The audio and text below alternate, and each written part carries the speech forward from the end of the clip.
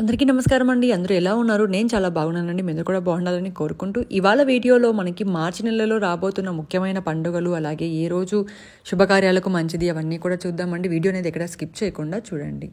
జీవితంలో ఎప్పుడు ఏదో చికాకులా, ఎప్పుడు ఏదో కష్టమా అయితే ఒక్కసారి ఈ నెంబర్కి కాల్ చేయండి. శ్రీ భద్రకాళి జ్యోతిష్యాలయం అండి. గురూజీ రామదాస్ స్వామి గారు మీ యొక్క పేరు అలాగే ఫోటో పంపిస్తే చాలు అన్ని విషయాలు కూడా మీకు వాట్సాప్ కాల్ ద్వారానే చెప్పబడతారు. వ్యాపారం, ఉద్యోగ సమస్యలు, ప్రేమ పెళ్లి సమస్యలు, ఆరోగ్య సమస్యలు, రియల్ ఎస్టేట్ సమస్యలు, భార్యాభర్తల సమస్యలు, ప్రేమికుల సమస్యలు, స్త్రీ పురుష వశీకరణ, ఇలా ఏ ఒకటైనా కూడా మీకు ఫోన్లోనే పరిష్కారం నమ్మకంతో ఈ నెంబర్కి కాల్ చేయండి. మార్చి 2025 సంవత్సరంలో మనకి చాలా విశేషమైన రోజులున్నాయి. ఈ నెలలోనే మనకు ఉగాది అంటే మన తెలుగువారి నూతన సంవత్సరం ప్రారంభమవుతుంది. మనకి తెలుగు పంచాంగం అనేది మళ్ళీ స్టార్ట్ అవుతుంది. కొత్త సంవత్సరం అనేది స్టార్ట్ అవుతుంది. శుక్రమౌఢ్యమి అనేది వస్తుంది. కొత్త అమావాస్య, ఈ అమావాస్య చాలా విశేషమైనది. ఈ రోజున కొత్త అమావాస్య కూడా వస్తుంది. అలాగే లక్ష్మీదేవి యొక్క లక్ష్మీ జయంతి వస్తుంది. చాలా మంచివండి. అవన్నీ కూడా ఎప్పుడు ఉన్నాయో చూసుకుందాము. 2వ తేదీ రంజాన్ నెల ప్రారంభం అండి. మన ముస్లిం వారికి రంజాన్ నెల ప్రారంభం అవుతుంది. అలాగే 3వ తేదీ సోమవారం మనకు గణేష వ్రతము, శ్రీకంఠ జయంతి అనేది ఏర్పడుతుంది. గణేష వ్రతం అనేది ఈ రోజున ముఖ్యంగా ఎవరైనా పిల్లలు లేని వాళ్ళు అలా గణేష వ్రతం చేసినట్లయితే తప్పకుండా సంతాన యోగం అనేది కలుగుతుంది. 4వ తేదీ మనకు పూర్వభాద్ర కార్తె ప్రారంభం అవుతుందండి. అలాగే 9వ తేదీ నుంచి మనకు ఆదివారం 9వ తేదీ నుంచి కూడా కదిరి లక్ష్మీ నరసింహస్వామి కళ్యాణోత్సవం అనేది ఉంటుందండి. మనకి ఈ తేరు అనేవన్నీ కూడా ప్రారంభమవుతాయి. ఈ నెలలోనే చాలా విశేషమైనది. అలాగే 11వ తేదీ లక్ష్మీ నరసింహ ద్వాదశి, అలాగే గోవింద ద్వాదశి అని కూడా అంటారు. 12వ తేదీ కామదహనం అండి. అలాగే 14వ తేదీ హోలీ. ఈ రోజున మనకి పౌర్ణమి, అలాగే వసంతోత్సవము, లక్ష్మీ జయంతి, మీనరాశిలోకి సంక్రమణం జరుగుతుంది. అలాగే దాంతోపాటుగా మనకు చంద్రగ్రహణం అనేది ఉంటుందన్నమాట. అది కూడా పాక్షికంగా అయితే ఉంటుంది. దాని గురించి పూర్తి వీడియో అనేది నెక్స్ట్ వీడియోలో చెప్తాను. దాంతోపాటుగా 16వ తేదీ మనకి పొట్టి శ్రీరాములు గారి జయంతి అండి, ఆయన పుట్టినరోజు. అలాగే 17వ తేదీ మనకు సంకటహర చతుర్థి. అది కూడా మనకి ఈ సంవత్సరంలో, తెలుగు సంవత్సరంలో చివరి సంకటహర చతుర్థి అనమాట.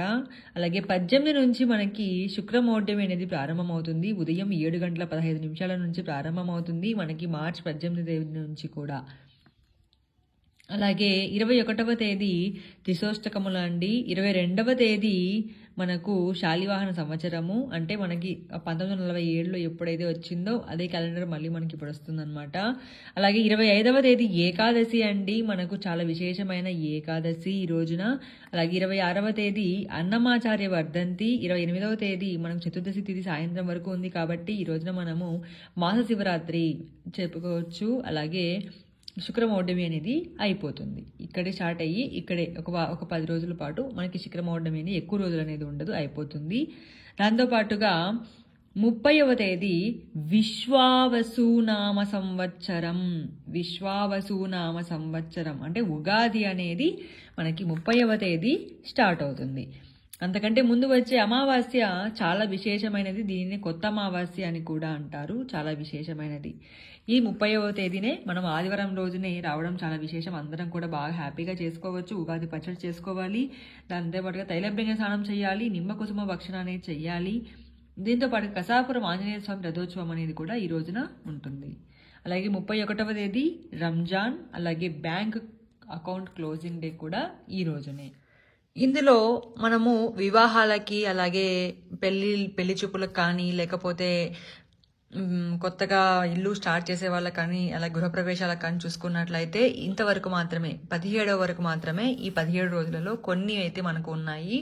ఆ తర్వాత నుంచి ఇక్కడ నుంచి 18 నుంచి కూడా 28 వరకు మనకు శుక్రమౌఢ్యం అనేది ఉంటుంది. ఆ తర్వాత అమావాస్య ముందు రోజు చేయకూడదు కాబట్టి మనకు ఇక్కడ ఎక్కడా కూడా శుభకార్యాలు అయితే లేవండి.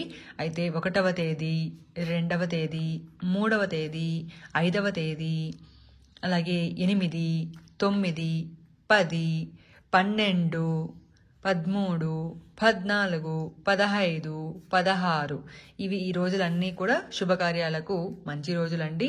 మీకు మళ్ళీ ఏవైనా కావాలి, ఏ రోజైనా కావాలి అనుకుంటే నాకు కామెంట్ చేయండి, నేను కామెంట్ రూపంలో చెప్తాను. ఇదండి ఇవాళ వీడియో. నచ్చితే లైక్ చేయండి, షేర్ చేయండి. అలాగే మరిన్ని మంచి భక్తి వీడియోస్ కోసం మన ఛానల్ని ఫాలో చేయడం మాత్రం మర్చిపోకండి. Thank you.